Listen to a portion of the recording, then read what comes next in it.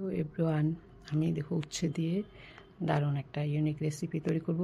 উচ্ছেটাকে মাঝখান দিয়ে চিড়ে তারপরে পাশে 3-4টে করে দেখুন ঝুড়ি ঝুড়ি করে আমি চিড়ে নিলাম। অনেকগুলো ভাগ হয়েছে। এরকম চিড়ে নিয়ে তারপরে লবণ দিয়ে ভিজিয়ে রাখবো কিছুক্ষণ, তাহলে তেতো জলটা বেরিয়ে যাবে কিছুটা। তারপরে এদিকে বেসন নিয়ে নিচ্ছি অল্প করে, এদিকে সুজি, তারপরে এদিকে আমি বাড়িতে কর্নফ্লাওয়ার তৈরি করেছিলাম। এই কর্নফ্লাওয়ারটা 2 চামচের মতন নেব।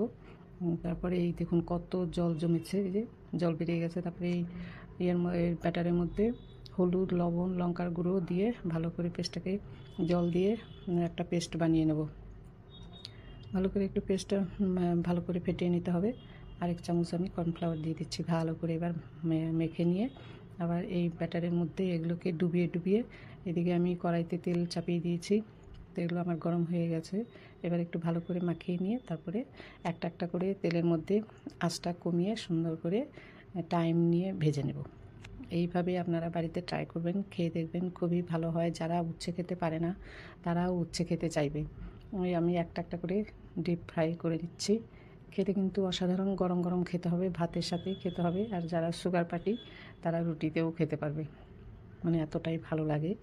একবারে মুচমুচে হয়ে গেছে, কুরকুরে। দেখুন, দেখলেই বোঝা যাচ্ছে কুরকুরে হয়ে গেছে। খেতে কিন্তু খুবই ভালো লাগে। আপনারা অবশ্যই বাড়িতে ট্রাই করবেন, বাড়িতে বানিয়ে খাবেন, ভালো লাগে, দেখতেও খুব সুন্দর। এইভাবে আমি পরপর 3টে ভেজে নেব।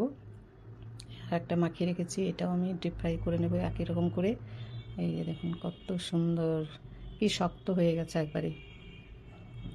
এই দেখুন কত ভালো লাগছে, হয়ে গেছে এটা রেডি। তেলটা ঝরিয়ে নিয়ে নামিয়ে দিচ্ছি। আরেকটা ভেজে নেব।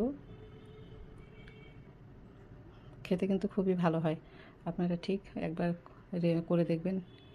এই দেখুন আমার 3টেই হয়ে গেল করলা সুন্দরী। দেখতেও যেমন সুন্দর, খেতেও কিন্তু তেমনি ভালো। আপনারা বাড়িতে চেষ্টা করবেন, খেয়ে দেখবেন, খুবই ভালো লাগে। এখানেই রাখছি। ভালো লাগলে লাইক